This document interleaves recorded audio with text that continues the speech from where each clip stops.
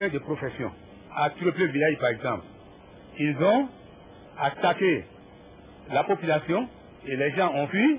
Ils étaient dans une maison et quand les enfants, un enfant pleurait à l'intérieur, ils ont forcé la porte et puis ils ont arrosé pour tuer toutes les personnes qui sont dans cette maison. Lui, étant le plus grand, je lui ai fait coucher à terre. Il dit, bon, tais-toi, je vais aller cacher ta petite soeur et venir te chercher. Et en sortant, quand je l'ai laissé là en sortant, l'enfant a commencé à pleurer derrière. Papa, papa, au moment de lui dire, tais-toi, tais-toi. Puisque je suis sorti, j'ai croisé la maman devant, je lui ai remis le bébé et je venais le chercher. En même temps, par les cris de l'enfant, ils ont tiré. L'enfant a crié. Papa, ils ont cassé mon anus. Pour moi, déjà, il fallait sauver l'enfant. C'est la première des choses. Puisqu'il y avait un champ de cacao qui était aussi au bord du campement, il y avait deux gros bois qui étaient tombés. Donc j'ai pris l'enfant, je l'ai jeté dans les bois. Et moi, j'ai fait semblant de tomber, comme si j'étais atteint. Et au moment où je revenais, déjà, ils étaient au grenier, les sacs de riz de ma femme, ils ont enlevé, ils ont mis ça en tas. Puisque j'étais caché dans un coin, je les regardais. Ils ont mis le riz en tas dehors. Ils ont pris les habits, mes deux postes de radio, tout ce que mes pièces, tout, ils avaient tout ramassé, ils ont mis ça de côté. Et le reste, comme ils ne savaient pas déjà où prendre le café, le cacao, aller vendre, ils ont mis du feu. C'est tout ce qui reste dans la maison. Le reste des habits, tout le matériel qui était dedans, ils ont mis du feu. Ils ont commencé à brûler le campement. Et dans l'une des maisons, malheureusement, ma petite sœur a laissé ses enfants. Celle qui était la plus âgée, qui avait à peu près 7 ans, elle s'est débattue, elle est sortie du feu. Ils l'ont repris, ils l'ont rejeté dans le feu. En ce moment, je voyais toutes ces actions, mais étant seul, je n'y pouvais rien contre eux. Je les regardais, je les observais. Ils ont commencé à massacrer les enfants. Le deuxième qui était sorti, ils l'ont pris, ils l'ont rejeté dans le feu. Donc, les 3 enfants,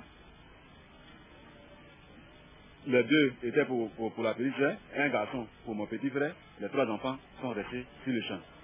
Ils ont attaché le mari de ma grande soeur à ses bras et ses pieds avec des fils de courant. Je dis, bon, voler l'argent. Il parle anglais. Il dit, grise mi-pierre.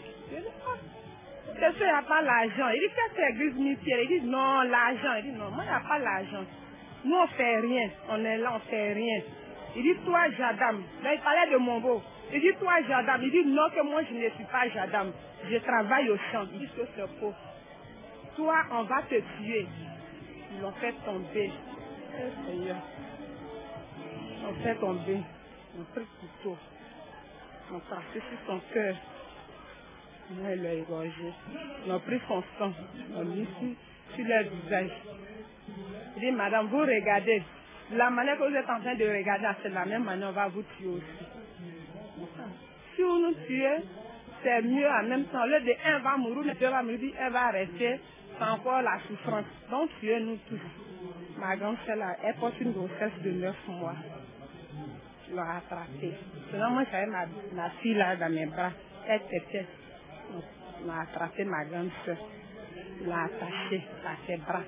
Il dit, c'est ton mari. Elle dit oui. Il dit, bon, toi, tu vas mourir. Ma grande soeur dit, non, pardonnez, ne me tuez pas, je suis enceinte. Il dit, non, elle veut ça là, c'est nous qui avons mis, c'est pour nous. Et puis on va te laisser, on va te tuer. On a commencé à pardonner, on a pardonné. Il ne se fait pas. Il ne voulait même. Mais en tout cas, quand tu leur parles, c'est vrai que ça, je ne sais pas, ça caillou, tu parles ou bien comment. Quand tu leur parles, ils n'ont même plus de sentiments même pour quelqu'un. Ils sont là. Il dit, madame, on va te tuer. Ils m'ont tracé. C'était à 6 heures. C'était mes bras comme ça. Ils m'ont tracé son cou. Elle n'était pas encore bien morte. Ils l'ont laissé. Est-ce que la battait maintenant? J'étais là. J'ai regardé ma grande fille. J'étais à 6 heures. Il dit, toi, courir partir. Il dit, moi, je vais courir par aller où? Ma maman est malade, elle est paralysée. Je ne sais pas comment je vais faire. Donc, vous avez tué ma grande soeur, vous avez tué son mari. Donc, tuez-moi. Et ils ont brûlé la maison. Et ils ont pris le corps de mon beau, ils l'ont jeté dans le feu. Et ma grande soeur était couchée là. Quand elle est morte, maintenant, l'enfant bougeait même dans son ventre comme ça. Face à cette sale guerre imposée à la Côte d'Ivoire, les forces de défense et de sécurité du pays, ceux qu'on appelle les loyalistes, et le peuple de Côte d'Ivoire ne sont pas restés les bras croisés.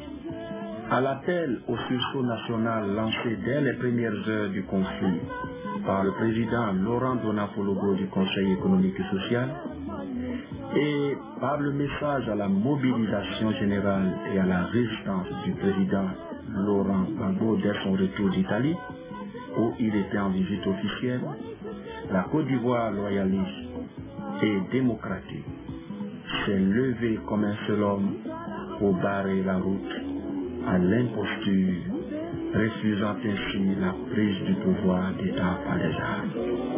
Les forces de défense et de sécurité vont tout d'abord libérer Abidjan et sa région des assaillants, puis maintenir les rebelles et leurs mercenaires dans la moitié nord du pays, bloqués qu'elles ont été dans leur progression, non seulement par les forces françaises de l'opération Licorne et par les conséquences du cessez-le-feu, mais également et surtout par le choix du président Gbagbo de régler la crise ivoirienne par la voie de la négociation et du dialogue.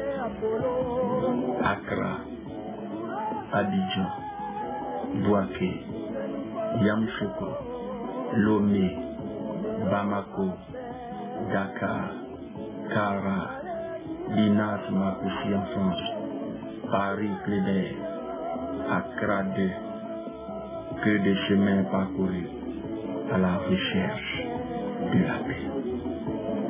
Quant aux populations ivoiriennes, elles ont joué leur partition avec force, patriotisme et détermination sous l'impulsion des leaders des jeunes et des organisations de la société civile ivoirienne qui ont pour nom Général Blégou Descharles, Tapé Koulou Laurent, Geneviève Brogrébé, Gomé Nyoïte Hilaire, Eugène Dué, Gakouri Richard, Thierry Légré, Jean-Yves Digopieux, Konaté Navigué, Niamien Messou, Marie-Odette Laurignon, Ben Soumaro, Mangaé, Théi Joël, Koné Seydou, Anoï Castro, Aouas Talon, Serge Kassi, etc.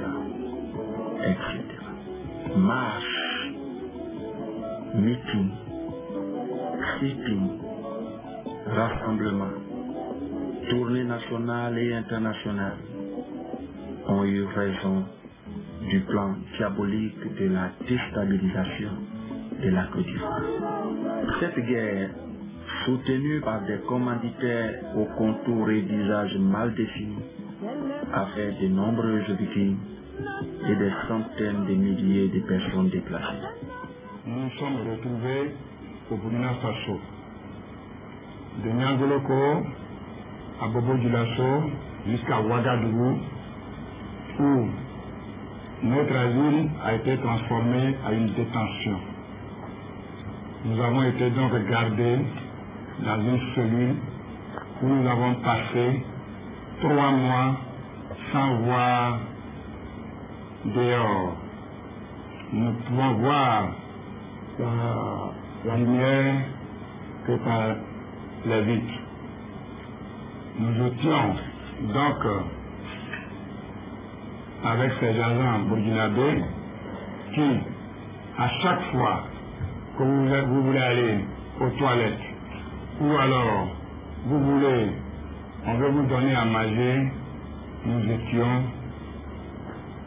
sous le feu de fusil. Dans la cellule, nous étions 11, dont 6 gendarmes et 5 civils. Moi et ma femme, plus mes enfants, on a quitté le village. On a parcouru plus de 90 km à pied. D'ailleurs, où tout le monde passe. Donc, ils sont repartis dans mon village encore. Ils ont tué actuellement, le nombre officiel est de 20 personnes tuées dans mon village. Face à cette catastrophe humanitaire, la solidarité des Ivoiriens et des amis de la Côte d'Ivoire a été manifeste. Dons de sang, dons en nature et en espèces, convois humanitaires, messes, cultes, séances de prière ont été la marque distinctive